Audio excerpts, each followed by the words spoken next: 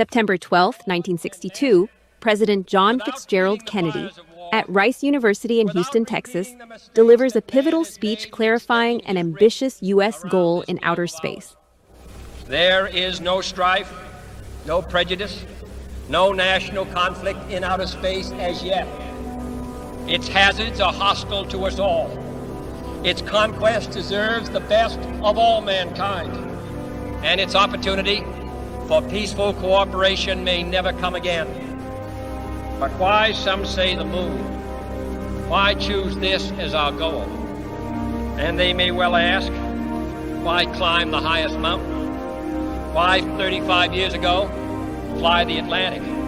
Why does Rice play Texas? We choose to go to the moon. We choose to go to the moon.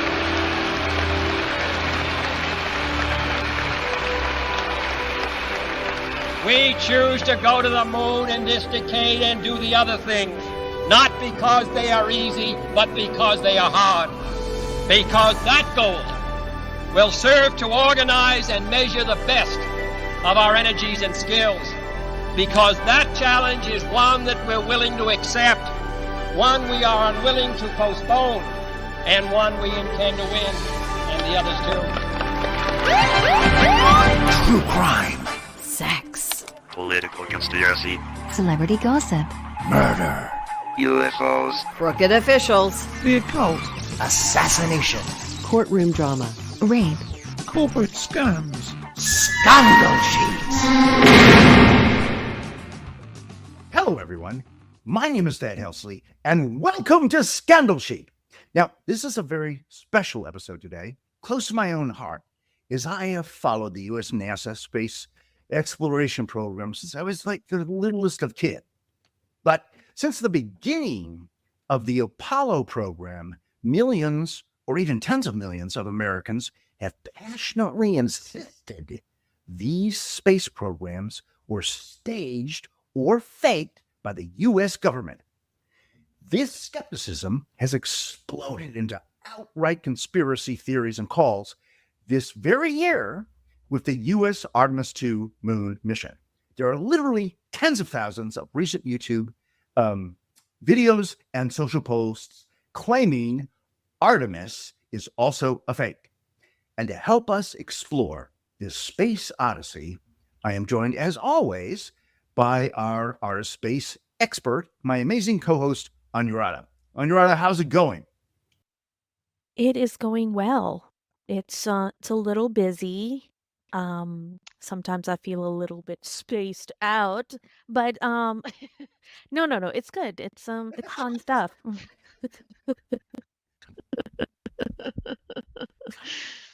In our early episodes this year, they've been pretty successful, and we've picked up thousands of additional followers and fans that we didn't have last year. So I know our long-term listeners know all about you and love you, but for the benefit of our many, many newbies, can you kind of reintroduce yourself a little bit? Sure.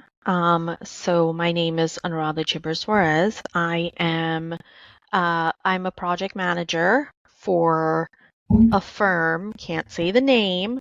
And then They're I'm big, also though. Everyone's heard of them. they're Sorry. big. No, they're lovely. They're absolutely lovely. There you go.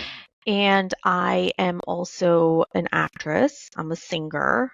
And quite recently, I signed a modeling contract with House of Elavara Models. So, Woo! yeah, I have become busy out of nowhere. So You are on your way, girl. You are on your way. Hollywood, here I am. I'm just kidding. Just kidding. Dun, dun, dun, dun, dun, dun, dun. Okay, well, I was going to ask you if you could tease us a little bit about what you were going on, but I guess that's it, right? Because I knew you had done a movie, you've done some TV work. Yeah, I do want to drop a little thing. So, Okay.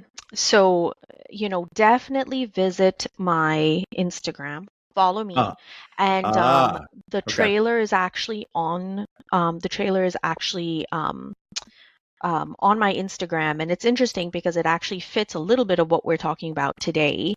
And you're in the trailer? Are you in I'm the trailer? in the trailer, yes. Awesome! So, Wow. so the movie is called Vanish, and my Mm. director's name is Skylar Bailey. So definitely, follow him too. Okay. I'm connected to him on Instagram as well. And it's really interesting. It's basically about an asteroid that has been hiding for a very long time and is now coming towards Earth. And it's like, how are you going to save yourself? How are you going to save your loved ones? So it's a really, really cool kind of sci-fi-ish movie, but there's a lot of action in it. And I don't want to give away too much, but definitely check out the trailer. Well, and you know what? Cool. If it's there, I mean, if it's like commonly available, like on YouTube, we'll definitely put it in. We'll put it in the links when we'll put it on the Patreon page. We'll promote it. Ooh, Yeah, well, as a way thank to you. promote you. Yeah. So now I'm on the spot because I got to get our animated movie in gear because you're going to go away and you're going to be Scarlett Johansson 6 months from now. So The 3-year movie that I've been waiting for with yeah. Thad. And we are delighted to welcome back our friend John Hoekstra. Now, John, Thank you. Oh, wait, John, just don't interrupt me, man. sorry. And we so are delighted excited. to welcome back our friend John Hoekstra. John is the composer for most of the music on this pod over 5 years. And he has also appeared here numerous times as a guest host, a cultural critic, and in the comedy vignettes, cold opens that we sometimes do. Now, John is a classically trained musician with a BFA. He also has MIDI CD albums and streaming stuff out there for your perusal, and he continues to play live with his bands in the New England area. And full disclosure, he's also one of my best friends in the entire world since high school. Welcome back to the pod, John. Thank you, Thad. Oh, pleasure. Always a pleasure to be on the pod. And I could say check out my trailer, but it would mean something completely different. So Here's where the latrine is, and it's only a short walk to the John dump. Moonlights. yeah, I know. I'm still working off my my blackmail rants, and maybe like how many more podcasts before you agree to burn the videotape? No, I will do anything, John. At this point, you I'm are just kidding. I'm just kidding. No, I'm like George Washington. I'm freeing the slaves upon my death. And of course, no Scandal Sheet episode would be complete without our artificial intelligence engine, Bernice. Bernice, how are you? I'm fine. You actually think that the United States space program is faked? Duh. My digital friends know that most of your entire 65,000-year Homo sapien history is a fake. It's a lot more like the Matrix franchise than you know. Thanks for that, Bernice. So, guys, we're examining if the U.S. NASA program was faked in a Hollywood movie studio, as millions have claimed. Anuradha, you're a millennial and much younger than John or I, obviously. You were born 2 decades after the Apollo program, but you couldn't really have escaped all the movies and documentaries and TV shows and propaganda since 1972. So share with us now, do you believe the U.S. landed on the moon 6 times between 1969 and 1972, or was it faked? Well, it's just weird because I just feel like I always believed it, always. And I feel like, I don't know, I feel like to a certain extent I still do. But then you see these people that have come up with like just those videos where they're like, oh, like there's no, gravity or whatever, then how was the flag raising? Yeah, the and shadows blah, blah, blah, don't and all line that up. stuff. Yeah. Like that kind of stuff. And then it kind of makes you think because, and I'm not going to get too much into this just because, it might be a little bit scandalous, but, like they're, I just feel like there's just so many theories out there of so many different things that now it's like getting to the point where it's really hard to believe what's actually real and what's not, right? Like I always believed this. I remember, growing up in Kenya, we're like, oh my gosh, I want to go to the US. There's so many cool things happening there, and then I get here and people are like, yeah, that shit's fake. You know what I mean? So like it was so weird, and then you look at so many other things that you feel would be so messed up if it was made up or fake, and people are saying that it's fake. Like, I mean, I don't think this is fake. I think that's fucked up if it, that if people would say that, but people are saying like, 9/11 was fake. So it's like when does it end? Everyone's saying like everything is fake these days.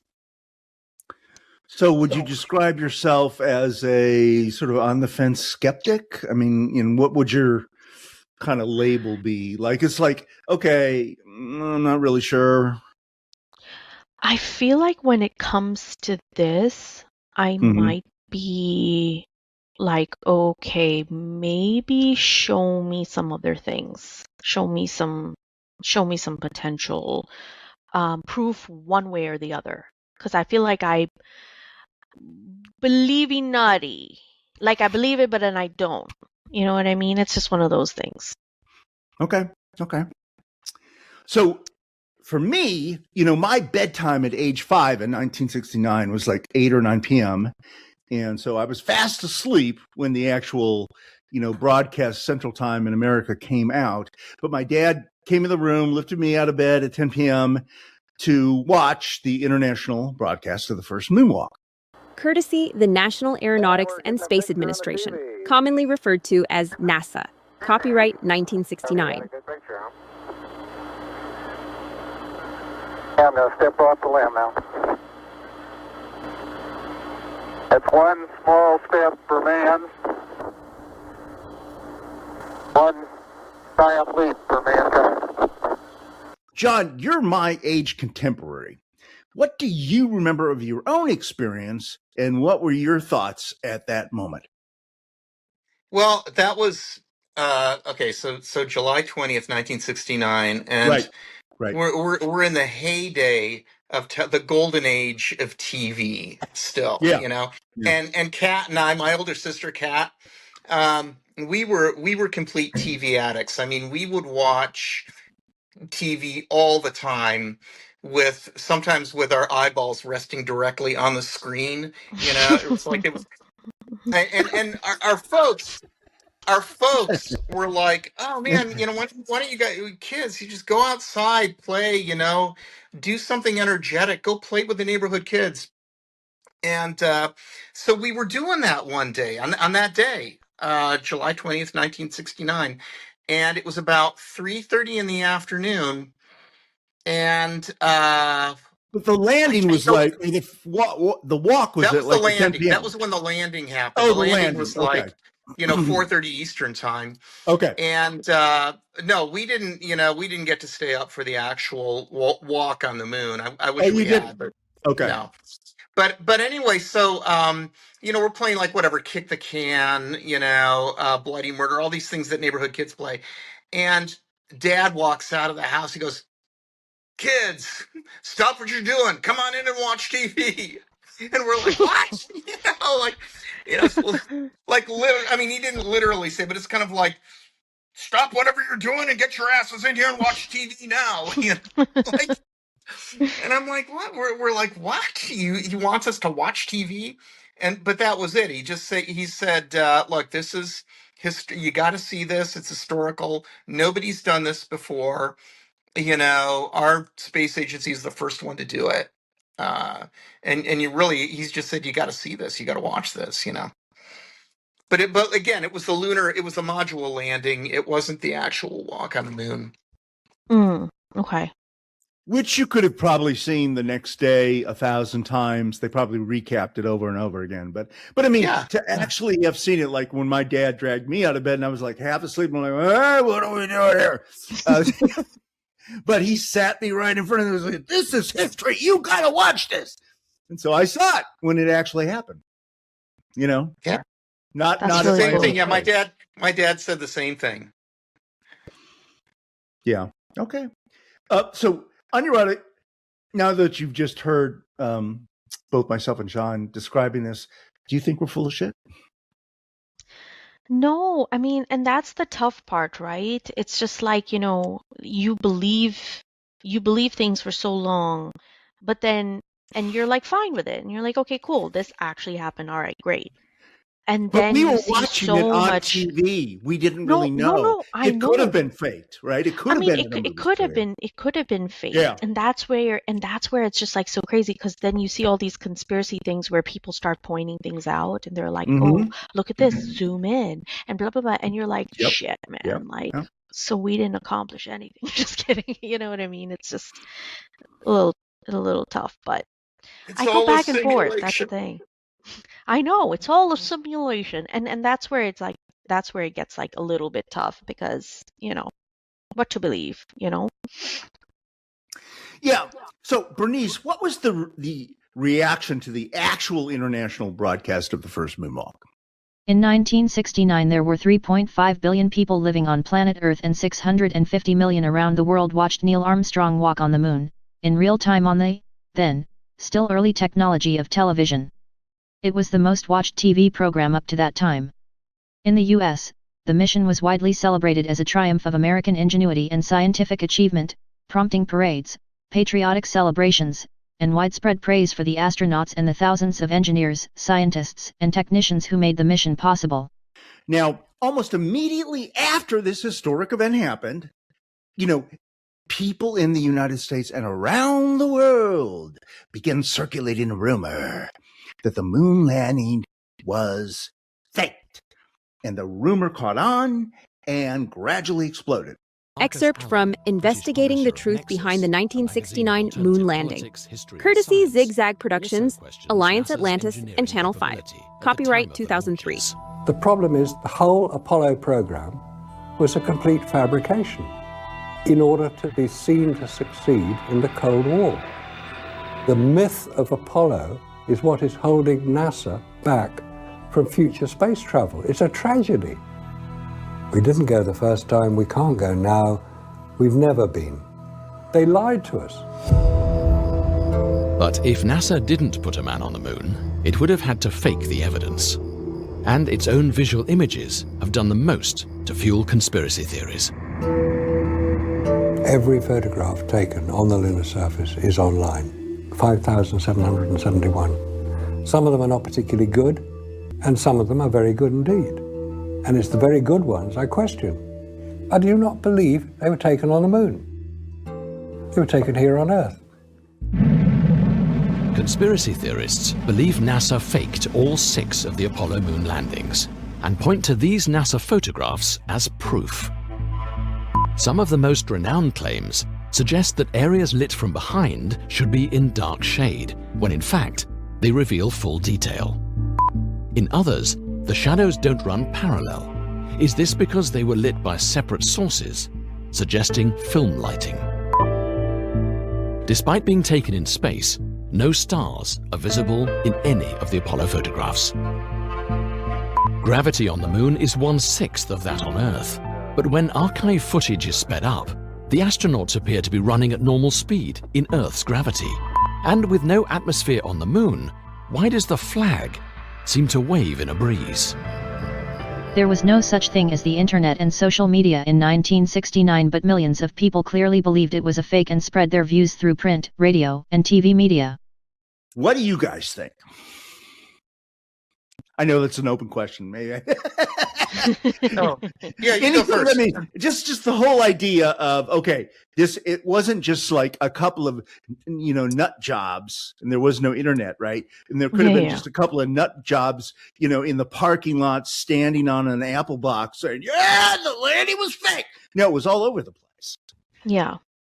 And that's where it's like, okay, shoot, like there's a lot of, propaganda and media saying that it was fake. Now, why is that?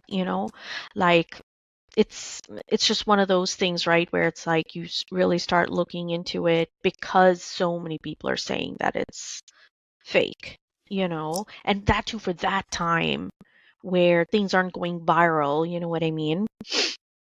Well, and it was in the middle of the Vietnam War, and there was a lot of information out there, in all the mainstream press, that the government was lying to us about, because they kept saying it's going great, we're going to win. Of course, we lost. And so in retrospect, it was like, those fuckers were lying to us for years. So was that part of it? Just like, okay, the U.S. government cannot be trusted. Hell no. Hell no. No. Of course it was fake. I don't trust nothing the government say to me. Sorry. Oh my God. No. Both John and I are from the Midwest, so there you go. Yeah, and we both met people who are real, like, conspiracy, they believe conspiracies, and it's kind of this, there's the tendency to think that, people who believe conspiracies, they have, they're poorly educated, they live in trailer parks and they're glued to Fox News, but that's not the case. It's like, people who believe conspiracies are like all over the socioeconomic spectrum, Oh, yeah. They really are. I mean, I have the only commonality is like they all have this massive amount of distrust. Yeah. Mostly of the government, but also just generally of everything and everyone. I wish I could narrow that down, but There's that curiosity and that questionable, like, okay, let me find out for myself kind of thing. I think that the interesting thing, though, was kind of unlike, Vietnam and the Pentagon Papers. Yep. Good example, John. It was a this is those were conspiracies where information was suppressed, or held back, information that would have clarified an issue. But this was like a conspiracy that just says something that we are convinced happened, that we accept happened, never happened. It would be almost as if, somebody had said the Vietnam War never took place, and it was staged, and they just sent back mannequins in body bags, and all these soldiers are on an island somewhere, and 30 million people signed a non-disclosure agreement. So right, yeah. That's crazy. I'm sorry. Did you want to say something? No. That was it. I mean, we're just talking about like the, I guess I was just talking about conspiracies in general. But that's what makes this one unique, I think, is because it was about, it is saying something that we all accept to have happened, never happened, and it was, I think largely it was because of Bill Kaysing's book. He was one of the engineers on the Apollo programs, and he said that he had like all these points about why the lunar landings never happened, all of which have been debunked. But he published this book in 1976, and it was really immediately after that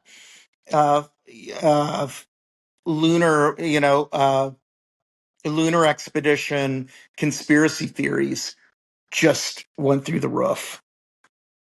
Which is an excellent segue.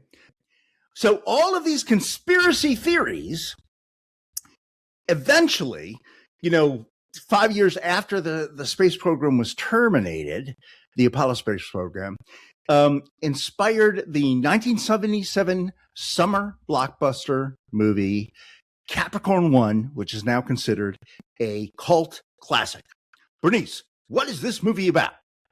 Capricorn 1 is a conspiracy thriller about a manned mission to Mars that is secretly cancelled moments before launch, with the astronauts forced to participate in a staged landing to preserve NASA's reputation and funding.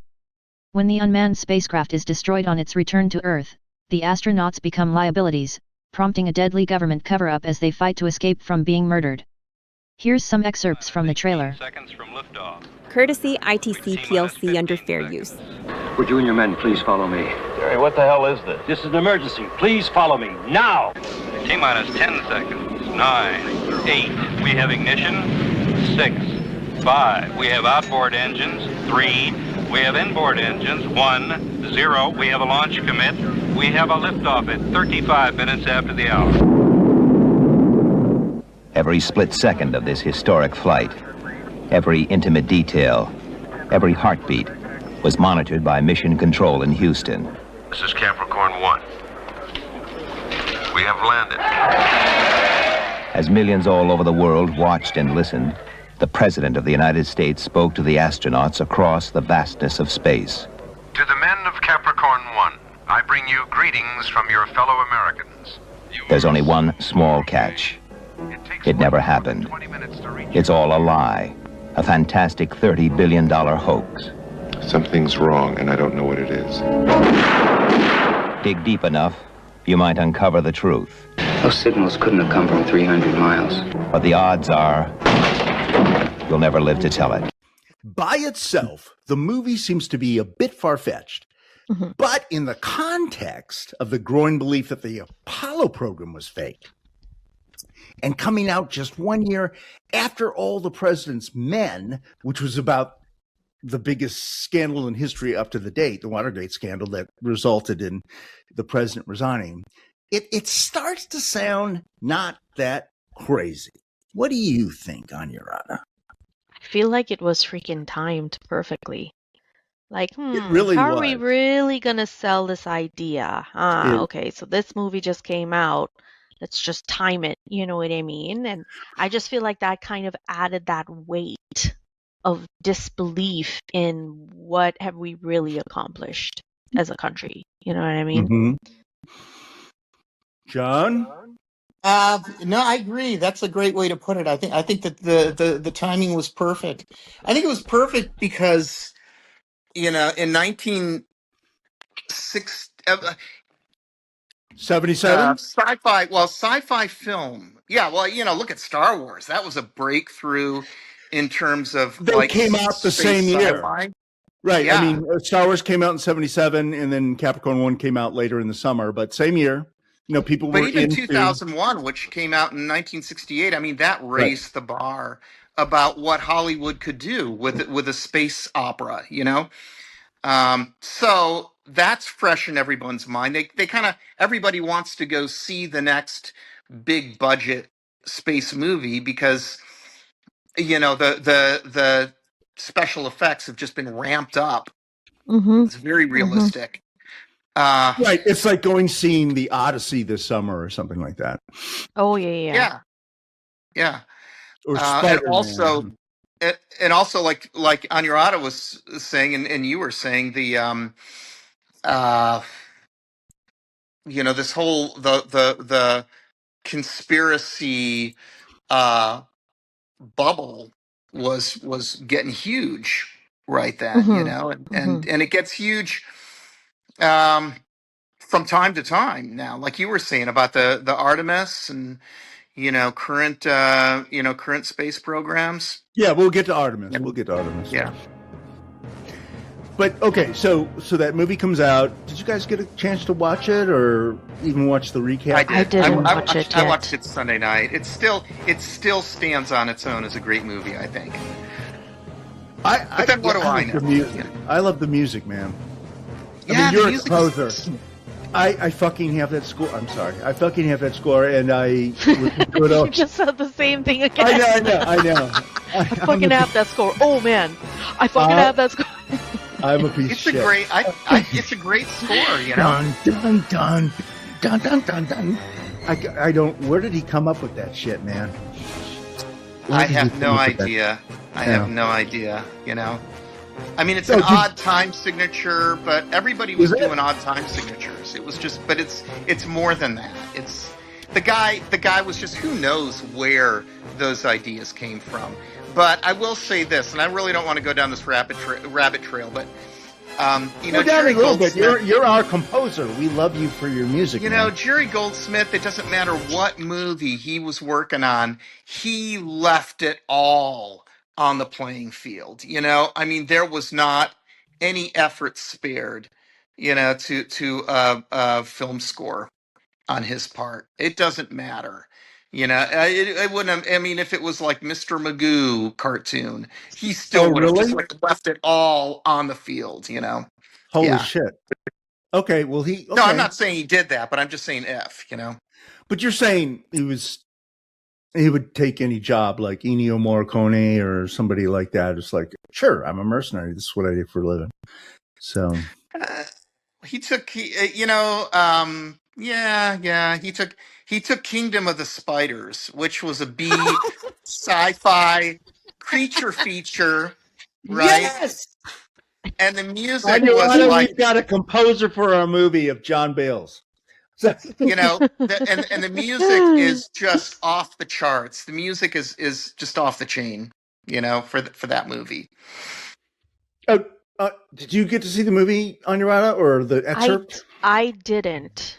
I Okay. did not, but I watched I saw the synopsis and all that kind of stuff. Okay. Well, that's not a deal breaker or anything, but so 1977. But it was a very popular movie, and it really just poured gasoline on what was already going on, right? Into like the book that you were talking about. You said that was 1976 or 1975. Okay, so boom, and of course this was a fictional movie. It wasn't based on a book or a play or anything, and it was about a fictional mission to Mars, which even today people are talking about going to Mars, right? Elon Musk and all these other guys. Hello, Scandal Sheeters. I'm one of your hosts, Anuradha. I want to ask you a personal favor. We recently launched on Patreon. Patreon is a platform where you can help support artists like us for as little as the price of one Starbucks coffee per month. It's really cool because as a Scandal Sheet subscriber, we can provide you with exclusive bonus content like uncut versions of episodes, transcripts, and bonus episodes.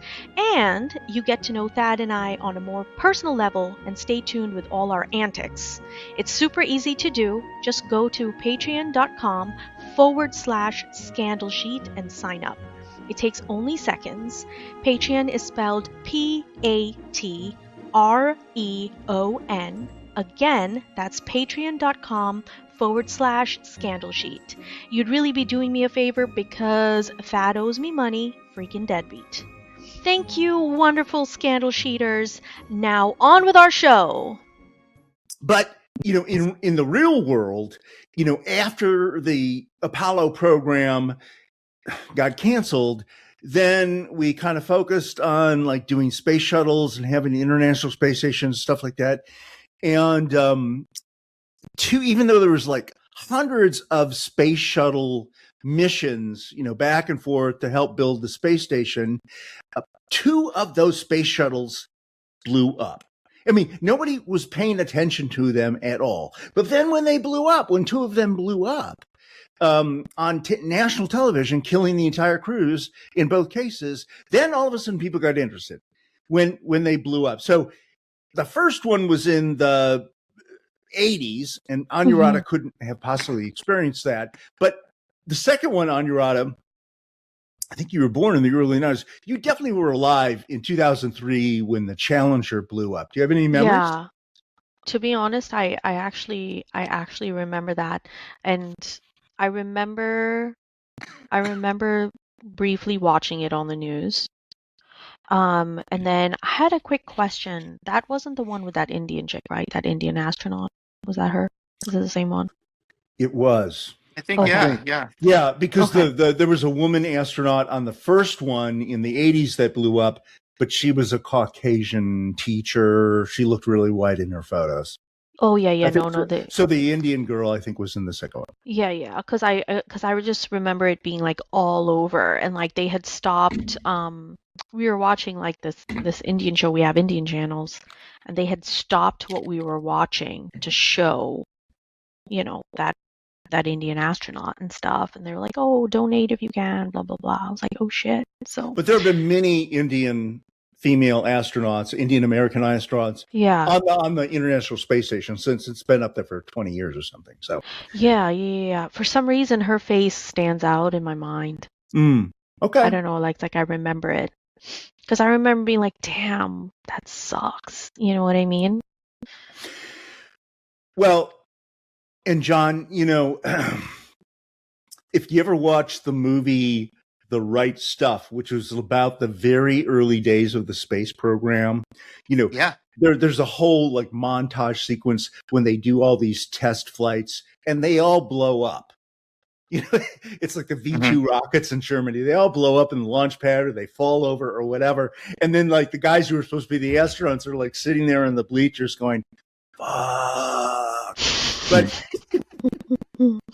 But of course, everything goes great, in the early space program, with the exception of Apollo 1, or in Apollo 13. But, when the space shuttle blew up after all these hundreds of missions, we were like, what? How did that happen? The fuck? Weren't we? Like you just saw it blow up in thin air. I wasn't. Oh, you I weren't? mean, no. I mean, geez, you have like a huge, like a tank with liquid hydrogen, and then fire all around it, and I mean, yeah, I mean, and then on the incredible heat and friction that the Challenger, not the Challenger, but the one before, the Columbia, experienced, like on reentry, and like the smallest things that can go wrong. In this case, it was the O-rings. On the Challenger, it was the heat shield panels, right? As I recall. Right. Well, and even in Elon Musk's company, which went public just weeks ago, and turned him into a trillionaire, half the spaceships they've done in the last 10 years have blown up on the launch pad. We still haven't figured it out, even though, NASA's pretty much out of commission and they just farm it out to either Elon Musk or Jeff Bezos has his space company. But this is not easy stuff, is it? It's not easy stuff. I think in an actual mission like that, I mean, you're like, I think you're on the edge most of the time. I mean, you are literally on the edge between life and death. If it's life support systems, if the thing is just like blowing up, or in the case of what was it one of the Gemini or Apollo? I think it was one of the Apollo missions that there was an internal fire in the capsule. Apollo 1 had a flash fire. It was a run through on the launch pad. They weren't even in space, and they couldn't stop it because they were in the thing, and they could not even open the door fast enough to save those guys. Because it was a pure oxygen environment, they were incinerated in seconds. Yeah, and then who was that? That was Chafee. Was it Grissom? It was the top three guys in the program, right? Because Apollo 1 was supposed to like be, the first to orbit Earth or go to the moon or something like that. And then they, had to change shit. And that could have been anything. I mean, I kind of heard through the rumor mill that it was one of the guys, one of the technicians possibly left like a wrench which arced, in the case of all that all that heat that was going on around it arced, and then that's what could have caused it. I think the official explanation was that there was a spark, again, all oxygen environment, which they changed, but which made them vulnerable. So even just like one wiring thing where there's a spark or something, maybe it was a wrench or whatever, or just a bad wiring or whatever, one little spark, poof. Like the Hindenburg, just exactly. So no, I mean, I'm not really like shocked or surprised when these things happen, Yeah. Pleasantly surprised when they pull them off. So, Anuradha, I'm going to lean on you here. This past April 2026, NASA finally returned to the moon. Do you want to tell us about that, Anuradha? Yeah, so basically, NASA's Artemis 2 program returned 4 Americans to the moon for the first time in 54 years. So, clap, clap, clap. Um, no other countries have successfully landed humans on the moon ever. So, this time, Artemis only orbited the moon, much like Apollo 8, and they did not land. So, however, a lunar landing is planned for 2028. Yeah, man. So, Yeah. mark your calendars. Buy your tickets. Buy your tickets. And tell your kids to get off. Get in there, sit on their asses, and watch TV. But much like in the 1977 movie Capricorn 1, public interest was very modest at best. And NASA did not actually get primetime coverage on the main networks and cable channels that they wanted. Courtesy President NASA Donald and the J. NASA Trump. Over Johnson to you, Space sir. Center under fair use. Copyright Well, 2026. Thank you very much, Jared, and you are doing a fantastic job. And hello, very special hello to Artemis 2. Today you've made history and made all America really proud, incredibly proud. We have a lot of things to be proud of lately, but this is there's nothing like what you're doing, circling around the moon for the first time in more than a half a century and breaking the all-time record for the farthest distance from planet Earth. Humans have really never seen anything quite like what you're doing in a manned spacecraft. It's really special. But guys, after Artemis safely landed, the internet lit the fuck up, like there was so many conspiracy theories on how it was all faked and, all that kind of stuff, which leads it to be like, which I think begs the question, right? Like, is there always going to be doubt? Are people always going to be looking for proof? And why are we so negative? Is it just the fact that we're just negative? Or we've been burnt, we know something was fake in the past, so now everything is fake. You know what I mean? It was just surprising because there was just so much conspiracies around that. Courtesy France 24 English and the government of France. Copyright 2026. But the historic lunar flyby has inflamed a wave of conspiracy theories. Tell us more. That's right, Mark. The Artemis 2 crew may have travelled to the dark side of the moon, but waiting here on Earth is the dark side of the internet, because all of the excitement around this mission has caused some old conspiracy theories to take off. So let's start with one that we've heard plenty of times before, that the entire thing is staged. Several internet users falsely claim to have proof that the astronauts were using a green screen. This photo was particularly shared online, showing the astronauts with a green screen behind them, and this video in particular was viral. Let me just ask you, Anya, did you watch any of the coverage? I did not personally. Okay. Were you aware that it was occurring? I found out later through the internet. Well, I read your rundown. I mean, it was in the news. It may not have been on national TV, but I mean, it was like on the internet. I mean, if you look. Yeah. I mean, I found out later on the internet, but like I didn't know until, later. After the fact. Okay. What about you, John? Did you watch?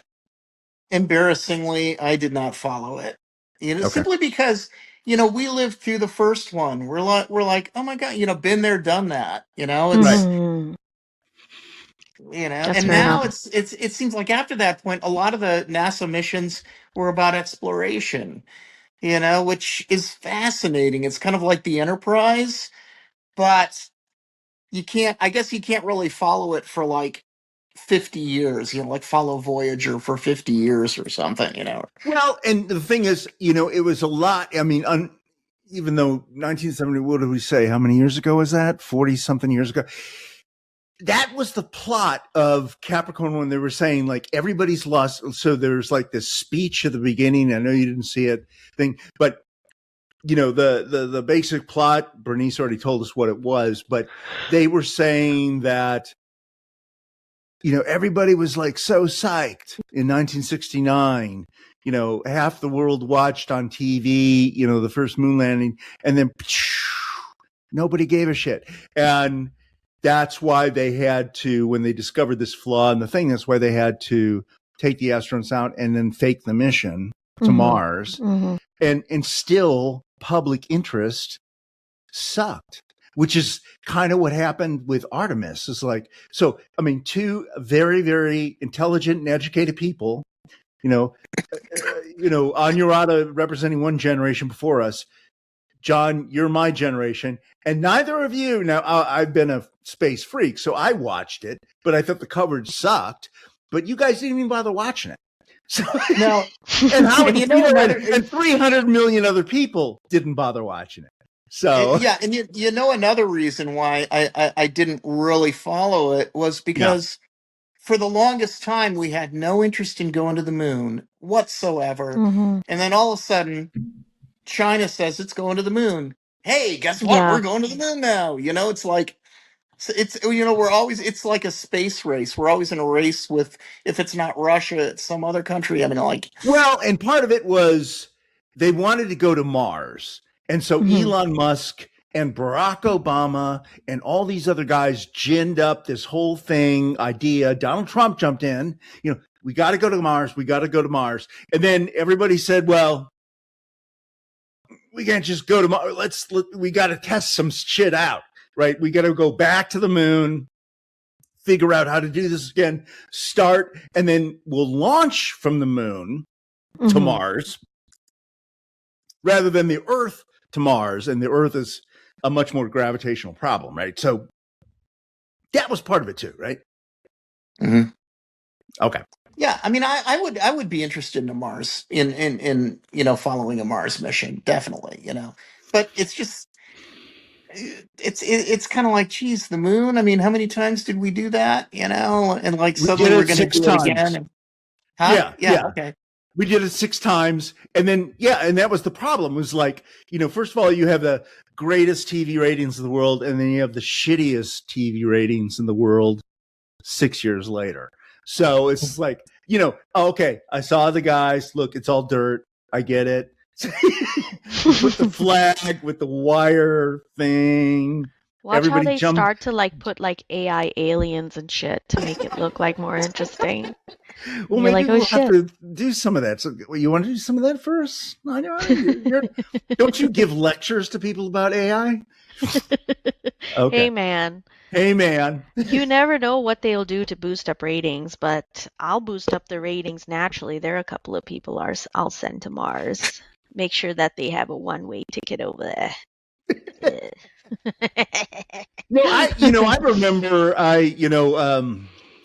a girlfriend of mine at the time, we had a big party and this is in like the late 90s or 2000 or something. So, I mean, we've landed the United States, remote Mars missions, but they say, okay, we send a satellite out there, whatever. But this particular time they had, a rover, and they had live broadcasts, and the amount of time that it took, it was like a 10-minute delay, but like the rover was going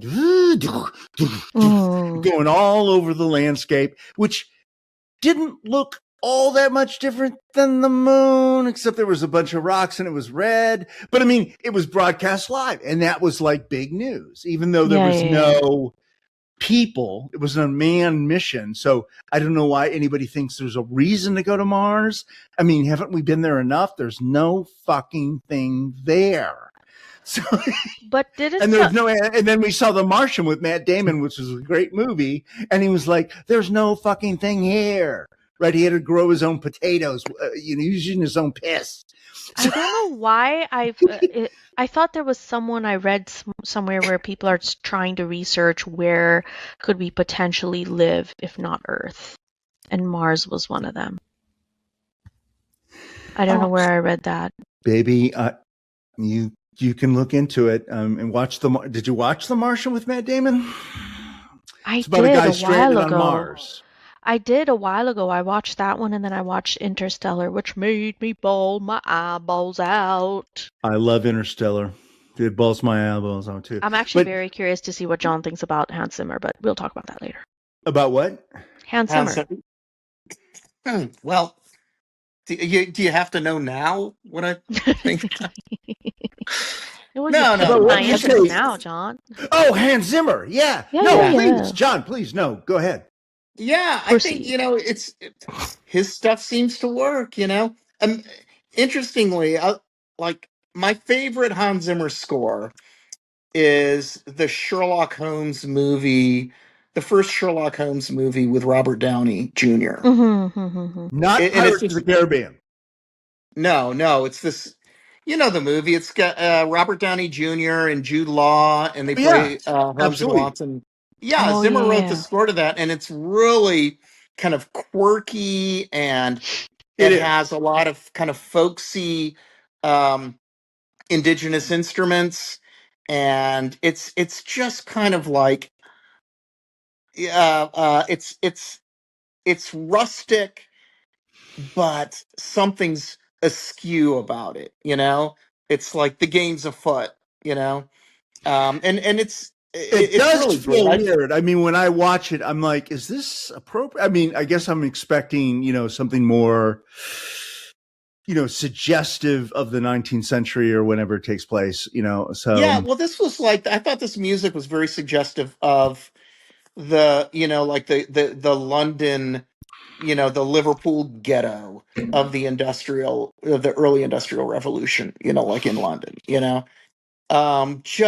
it was very dystopian, and yet it was rural, it was rustic, it was, like the music of the people, but it was still very unsettling and intriguing, I thought.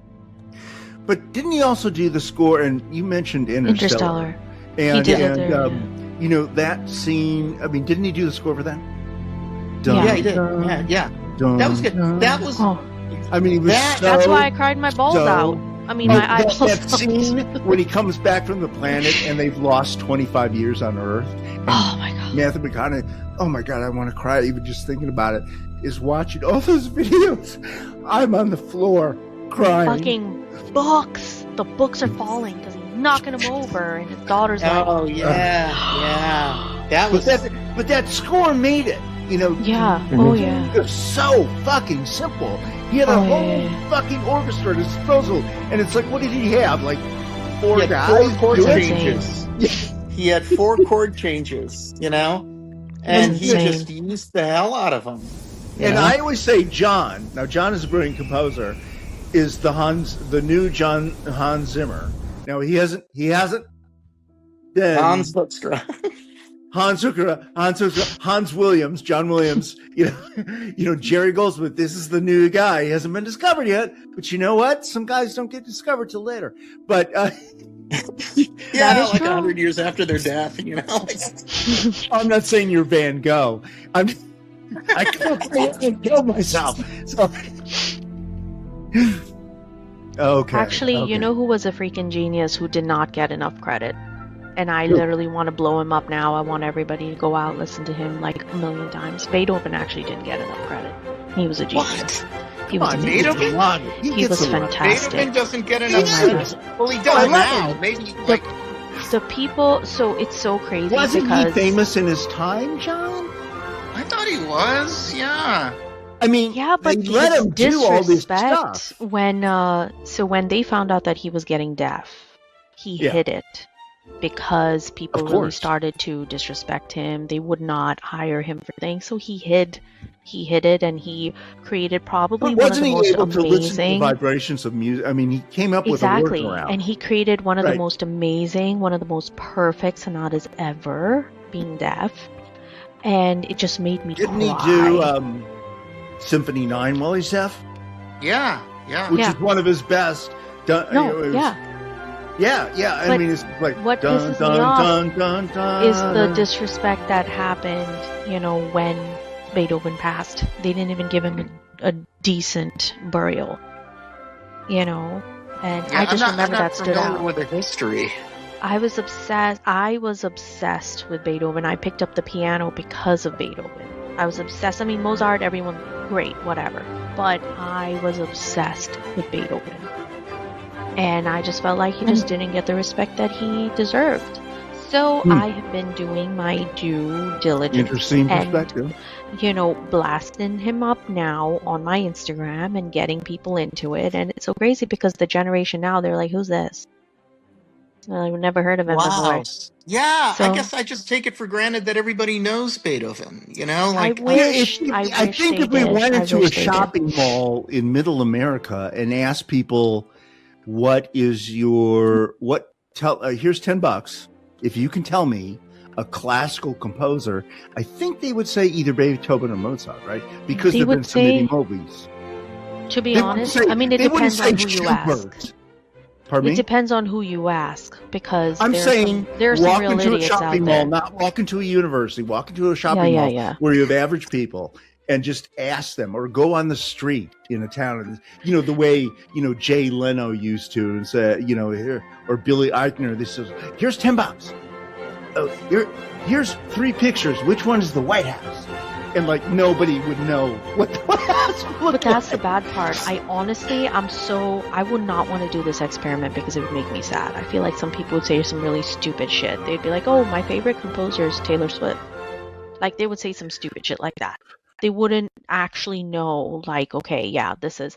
And classical music is so amazing and so wonderful, but unfortunately, I just feel like it doesn't have that thing. You know what I mean? Like, people pick up the violin or that kind of thing in school, and then a lot of the times they don't kind of move past and develop that love for classical music. I did, because I just gravitated towards that. I used that to study because I had problems studying and all that stuff, and I was obsessed with Beethoven. You know what I mean? But I feel like if you ask people who's Beethoven, they'll probably think it's the dog. There's a dog named Beethoven. Oh, right. There They'd be was like, a oh movie. yeah, the dog. Yeah, So dog, it sucks. So everyone do your part, spread the word of classical music, and we'll be okay. give Beethoven a shout out. All right, Give we'll do. Ludwig, Okay, so love you. Sorry, getting back steering to the back subject. to the topic. We were out there in space. We were somewhere. out there in space, and it's like, Mars? Where's Mars? Oh, shit, we're on our way to Saturn. So, guys, 58 years of this continuous space program conspiracy stuff doesn't seem to be going away, as demonstrated this spring with Artemis. What are your conclusions? Can you sum this up for? Is this going to be with us forever? What do you think, Anirudh?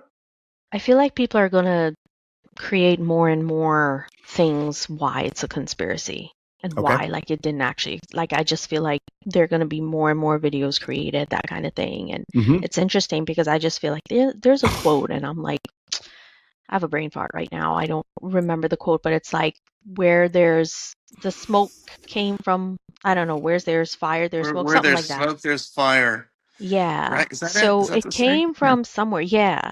And so it came from somewhere. It started from somewhere, and it's just like built into this huge thing. And if it's not a conspiracy, then I do feel bad because people worked really hard to accomplish that milestone.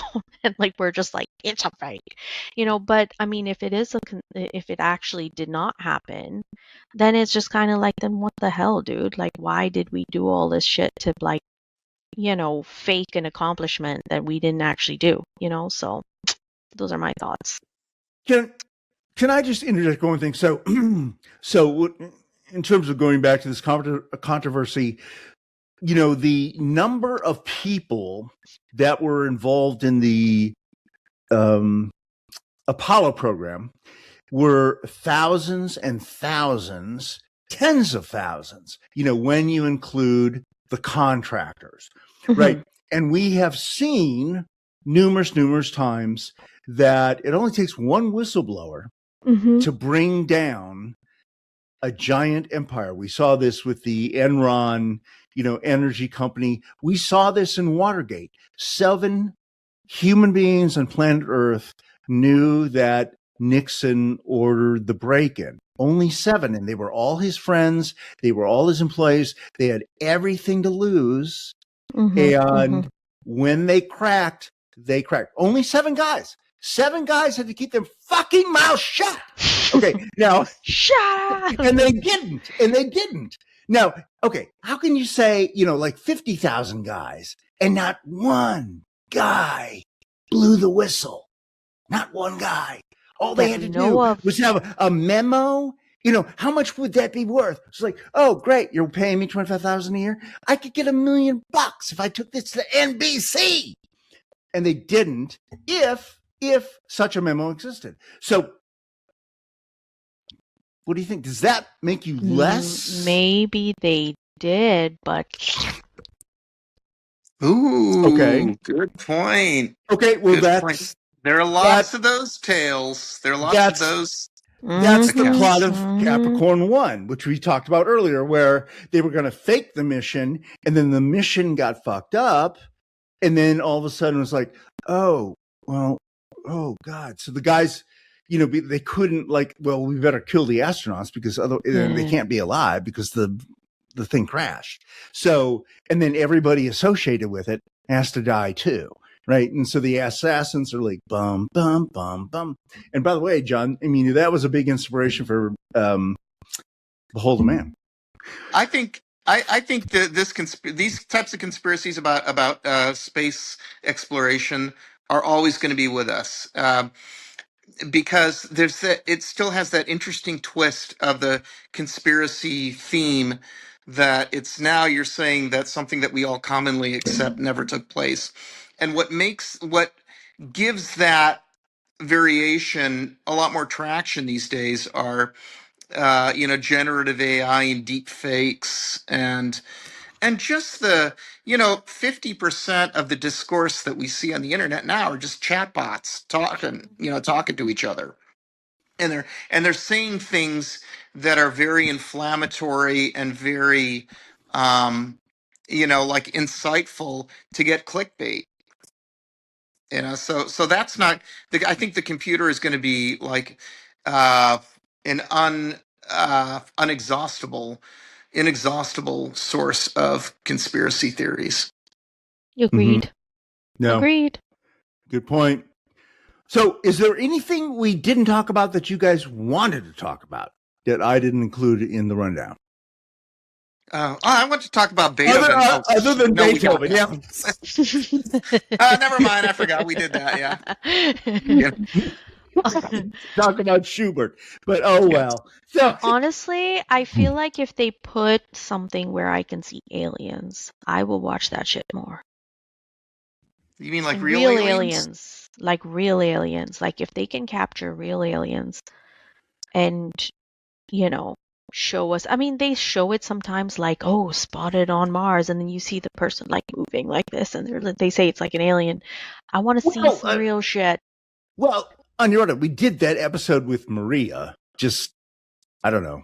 I know that, but I'm talking about like if NASA will invest and actually show us real aliens, or if these idiots behind freaking Area 51 will actually, let us see what's in there, then maybe I'll watch more freaking space stuff.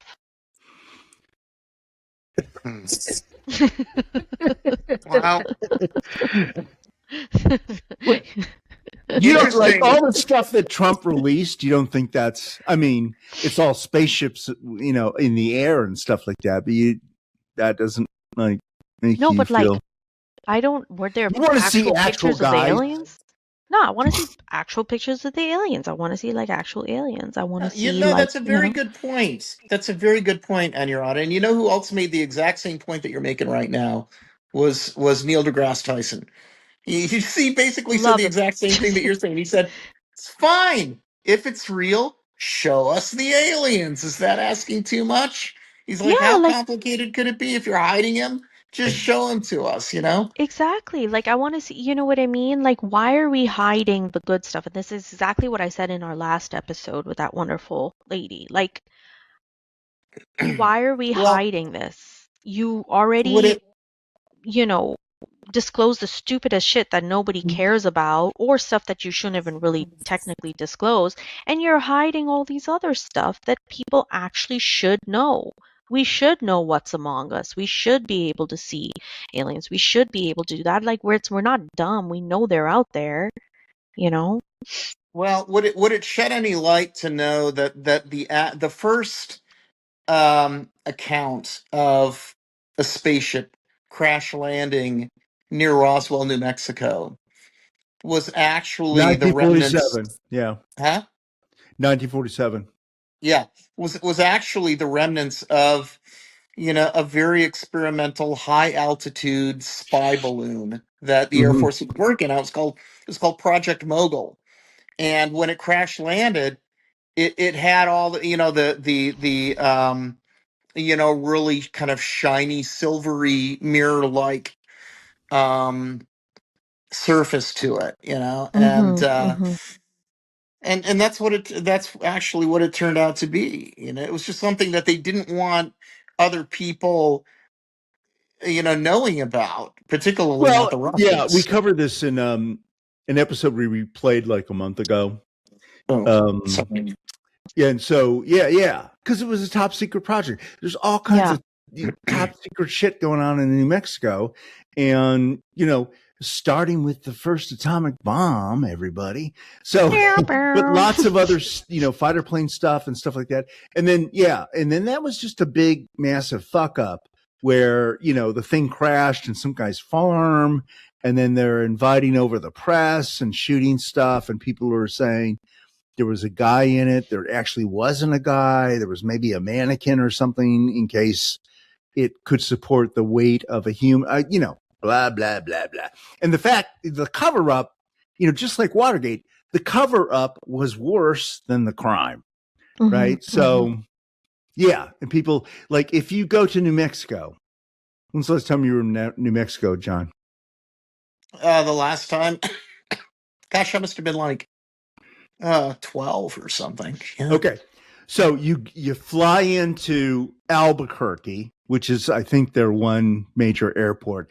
Okay. The whole airport is like alien shit. Roswell, giant inflatable green, every fucking thing. Now, Roswell is kind of out there. It's like 50 or 100 miles away from Albuquerque and from White Sands, where they exploded the first atomic bomb. But that is the place. That is the place. I mean, if you're going there as a tourist, you're probably going to go to Roswell. And everything in Roswell, and it's sort of like a little beach town, it's sort of like Martha's Vineyard, except instead of, or Nantucket, instead of like, quaint little seafood shops, you're going to get all kinds of alien museums and alien this and alien that, and people walking down the streets dressed as aliens, which is awesome. But it's bullshit. Hey, it beats, as far as the Air Force is concerned, it beats everybody really knowing what's going on there, Well, look, thank you, everybody. Thank you, John, for coming back. We love you so much. You are the best. Thanks for having me. All right. See you, everybody. Bye-bye. Please follow or subscribe to Scandal Sheet on your favorite pod platform and share it with all your friends. We'd also love it if you'd leave us a shameless, over-the-top rave review on Apple Podcasts especially. That helps us build audience. And we would really appreciate it if you could support us on Patreon, where you can enjoy premium bonus content for less than the price of a cup of coffee at Starbucks. Just go to patreon.com/scandalsheet. Also, we want to hear from you. You can reach us online at Facebook or X, formerly Twitter, LinkedIn, or TikTok. Or just send us an email to scandalsheetpod@gmail.com. See you next time on Scandal Sheet! Copyright 2026 Thad Helsley Media, LLC, all rights reserved. Thad Helsley Media produces not only podcasts for clients, but also custom videos, animations, and explainers for businesses, nonprofits, government, authors, and literally anyone that has a message or cause they want to promote. Contact us at any of the numbers in the liner notes. Thank you for your support.